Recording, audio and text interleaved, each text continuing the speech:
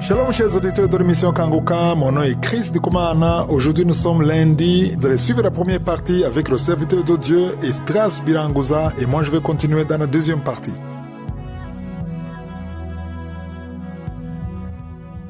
Shalom.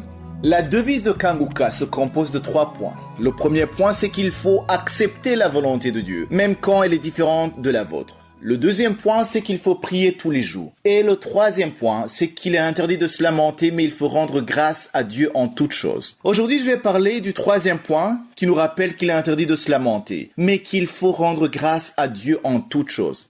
Les lamentations sont comme un pont que le diable utilise pour continuer à nous attaquer. Prenons par exemple 2 terres qui sont séparées par une large rivière. Leurs habitants peuvent se voir, mais ne peuvent pas se toucher, ne peuvent pas se donner la main, ne peuvent pas se rencontrer. Il faut un pont entre les 2 villages, entre les 2 terres, pour que les habitants se rencontrent. Quand on est en Dieu, quand on est dans la volonté de Dieu, la plupart du temps, c'est comme si le diable nous voit, mais ne va pas forcément nous atteindre. Des fois, il faut un pont pour qu'il puisse nous attaquer. Les lamentations est ce pont qu'on met pour que le diable nous attaque.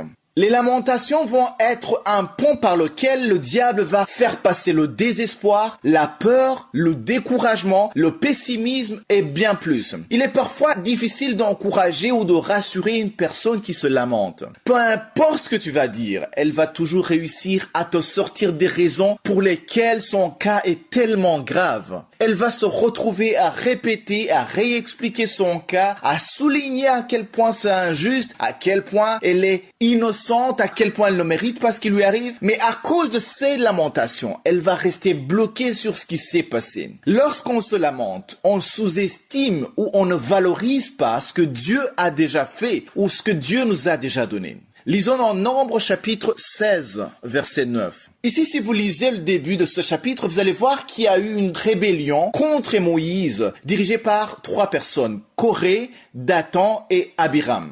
Voyons ce que Moïse a dit au verset 9. Il est écrit « Est-ce trop peu pour vous que le Dieu d'Israël vous ait choisi dans l'assemblée d'Israël en vous faisant approcher de lui, afin que vous soyez employés au service du tabernacle de l'Éternel et que vous vous présentiez devant l'assemblée pour la servir ?» Ici, je vais plus parler de Coré. Coré, il était lévite et contestait en réalité la place d'Aaron, le sacerdoce qu'il avait reçu de Dieu. Moïse s'adressait principalement à Coré, même si la rébellion impliquait aussi Dathan et Abiram. Pourtant, Dieu avait honoré la famille de Lévi parmi les 12 tribus, parce que c'est dans cette famille-là qu'il choisissait les sacrificateurs. Coré était de cette famille de Lévi. Il y a des choses que Dieu fait pour toi et au début tu trouves que c'est une bonne chose. Mais plus le temps passe, plus tu vas considérer que cela est un acquis. Au lieu d'exprimer de la reconnaissance, Coré considérait comme un acquis son appartenance à la tribu de Lévi. Il nous arrive souvent d'être habitués à la bénédiction de je suis. Il y a certaines personnes à qui Dieu a donné des bénédictions. Mais petit à petit, elles ont commencé à s'y habituer, plus encore à se lamenter à cause de ces mêmes bénédictions.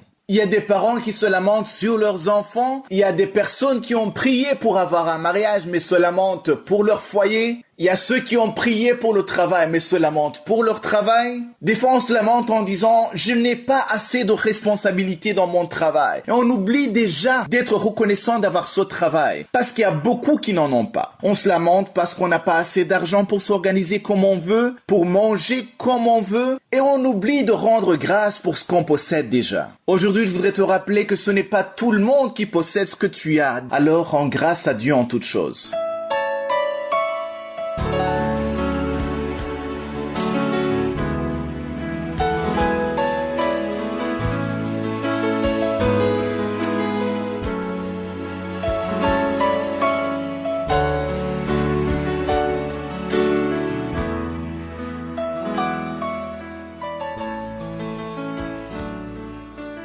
Vous écoutez l'émission Kanguka, nous sommes maintenant dans la partie de l'enseignement. Depuis le 8 septembre, nous avons commencé à étudier la lettre que Paul a écrite à Timothée. On a terminé la première lettre et on va directement à la deuxième lettre. Et j'espère que vous avez lu la deuxième lettre. Elle est subdivisée en 4 chapitres. C'est toujours important de lire ça à l'avance parce que je ne l'explique pas en détail. Je ne lis pas tous les versets et ça facilite quand tu as déjà lu les 4 chapitres. Nous terminerons cette étude le 21 novembre. Aujourd'hui, j'aimerais dire quelque chose sur le premier chapitre. Je vais commenter sur le deuxième verset. Au deuxième verset, il dit à Timothée, mon enfant bien-aimé. En anglais, on dit my beloved son, mon fils bien-aimé. Que la grâce, la miséricorde et la paix te soient données de la part de Dieu, le Père, et de Jésus-Christ notre Seigneur. Ici, il s'adresse à Timothée comme étant son fils. Au début, je croyais que c'était son fils biologique, mais plus tard, j'ai compris que c'était son fils spirituel. Quand j'ai expliqué l'importance d'avoir un père spirituel, il y a ceux qui nous ont écrit dans Kanguka en disant que non, on ne doit pas parler de père spirituel, on doit dire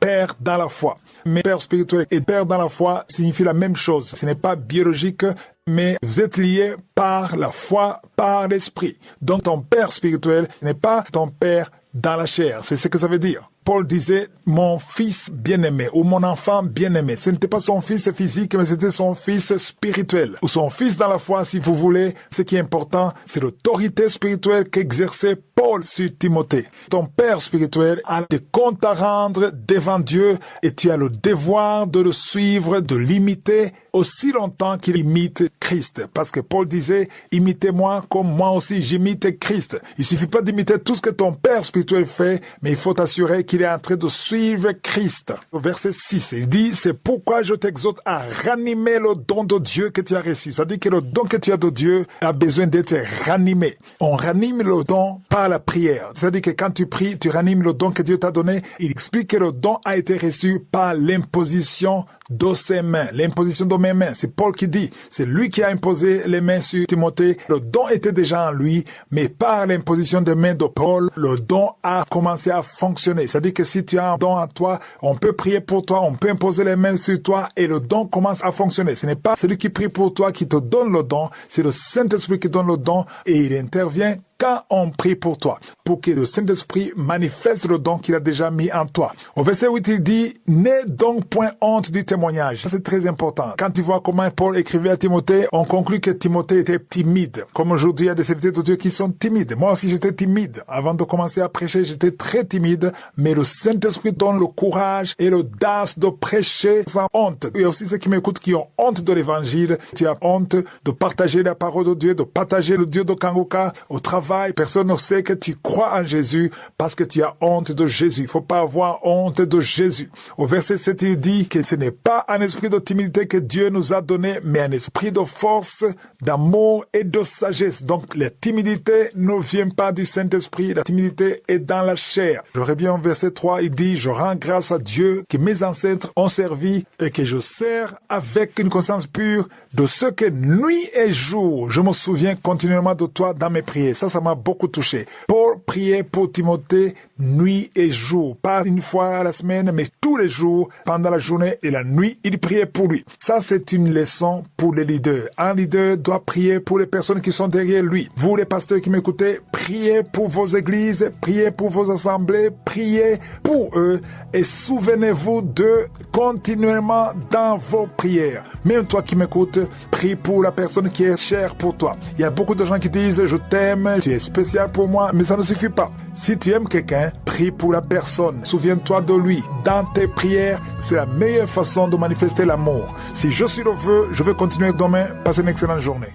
J'espère que vous avez été édifiés. N'oubliez pas de cliquer sur la cloche afin d'être averti chaque fois qu'une nouvelle émission est postée. Soyez abondamment bénis.